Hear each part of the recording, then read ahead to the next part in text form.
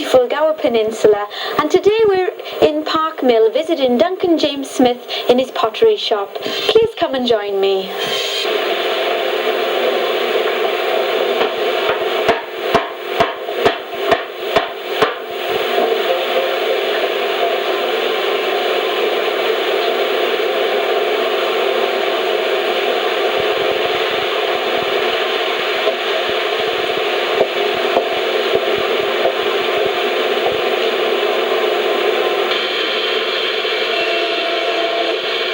Good morning, Duncan.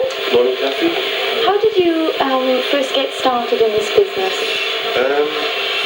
Well, first of all,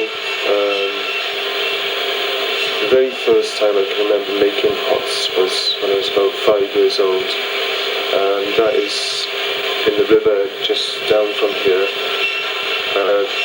in Three Cliffs Bay. I was about 5 years old, and I used to make pots out of the clay from the river there, and just let them dry out in the sun.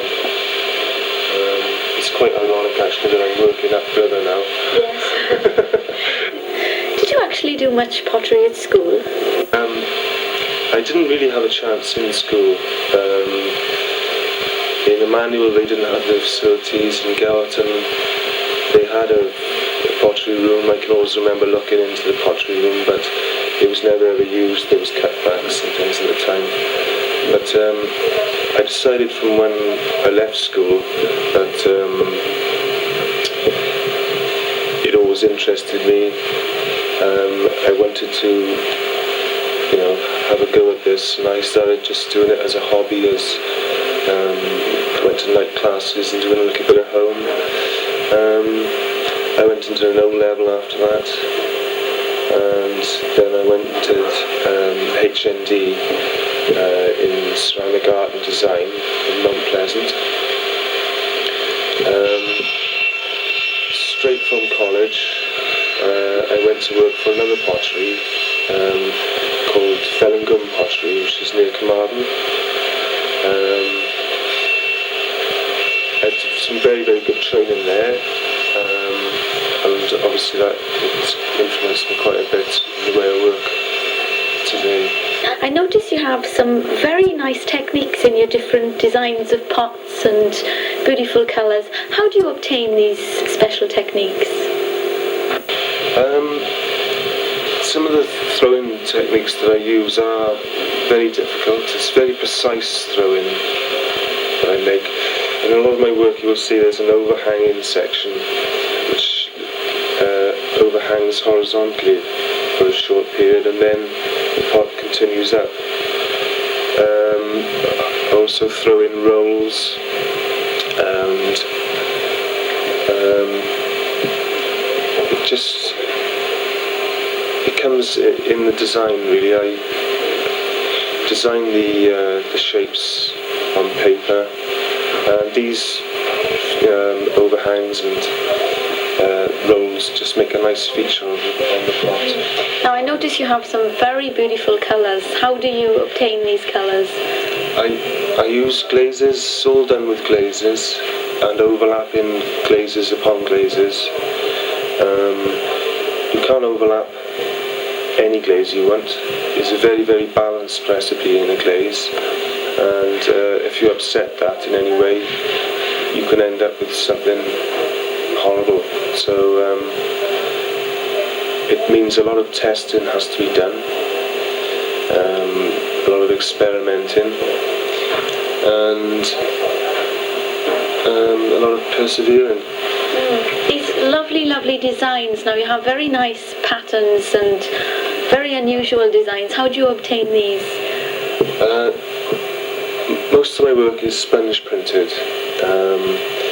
It's very effective, very colourful, and it's very suitable for plant wear.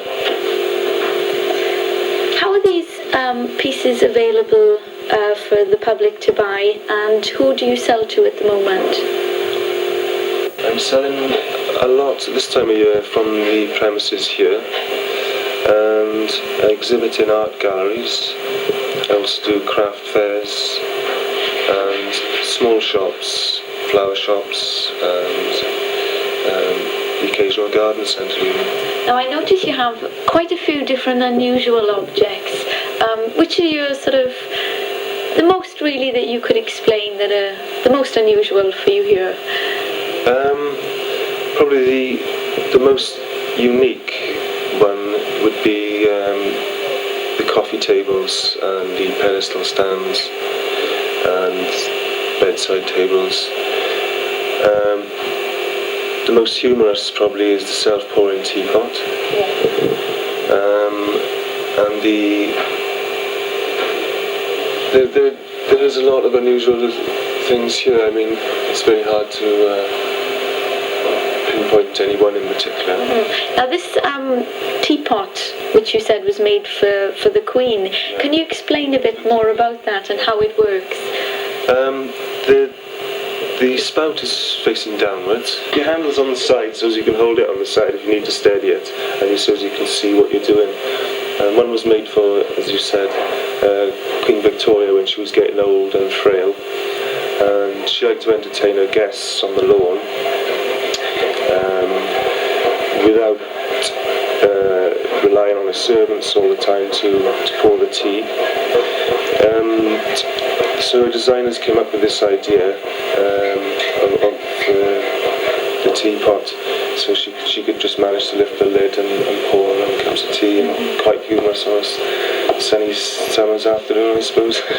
Now she would have had a great deal of trouble trying to pick up the other teapot you have in this room, which is, you know, I don't even think Jeff Capes would have much idea of picking now. I call that one tea for 200, that one. Lovely. Now you have some beautiful pottery works here, very different styles and designs. They're all very fascinating. Where do you see yourself going for your future? Where would you like to actually see yourself? I'm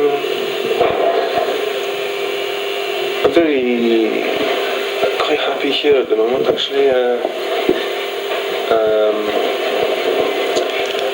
I just really hope, I've worked very hard for this business. I just hope I would be quite happy keeping this business afloat and working from here, being able to sell from the premises is by far takes a lot of the work out of having to go to craft fairs. And would you like to see yourself having some staff, or would you? Have someone to help with the shop and things, but I think I shall always have to make my own work. I don't think I want to get too big, whereas you have lots of people working for you, and the standard will go down then to making the pots. I think my work is getting more and more popular, and people will be wanting to buy pieces that I make, so it's difficult, but I certainly need somebody in the future to help out with a potter's mate.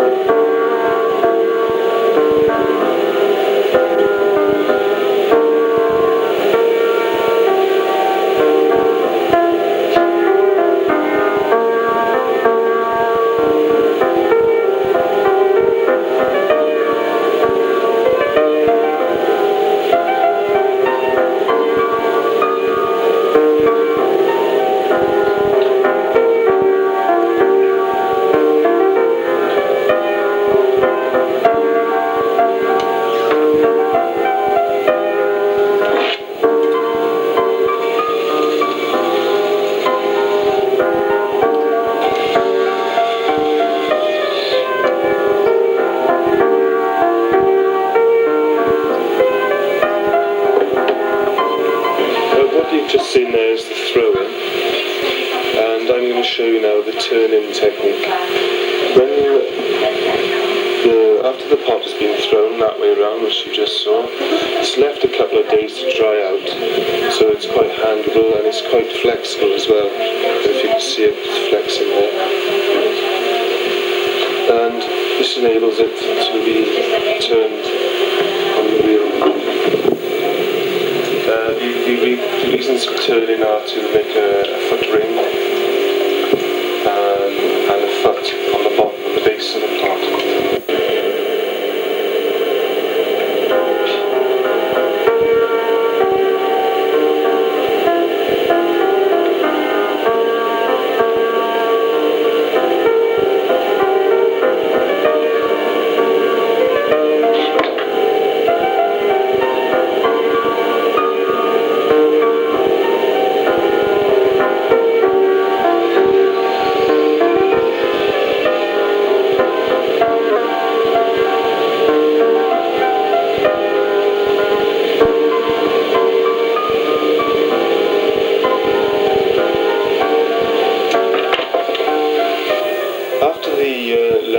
Stage, the pot is left on the shelf to dry out naturally, and it has to be thoroughly dried before it goes into the kiln. It has a biscuit firing to 1000 degrees centigrade.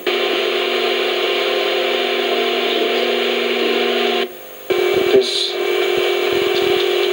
glaze is now white, but in the kiln, in the second firing, this white glaze will turn pink, blue, mauve, purple. It's a very dramatic change.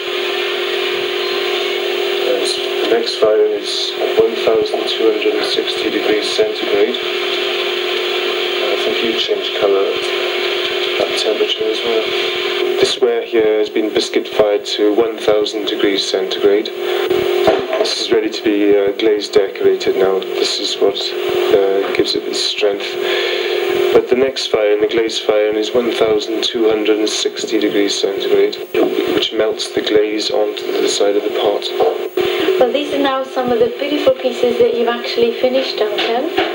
And, well, some beautiful colours and flowers. Lots of nice things for people to buy. And maybe you can show us the one that you actually did earlier on. This is one I was making earlier. You can see now how the colours have changed from white to these pinks, blues, golden browns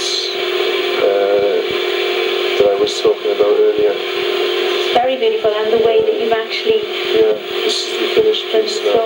This has been fired now to 1260 degrees centigrade, and that has changed that glaze from white to these different colours. Different thicknesses have brought out a different colour in the glaze.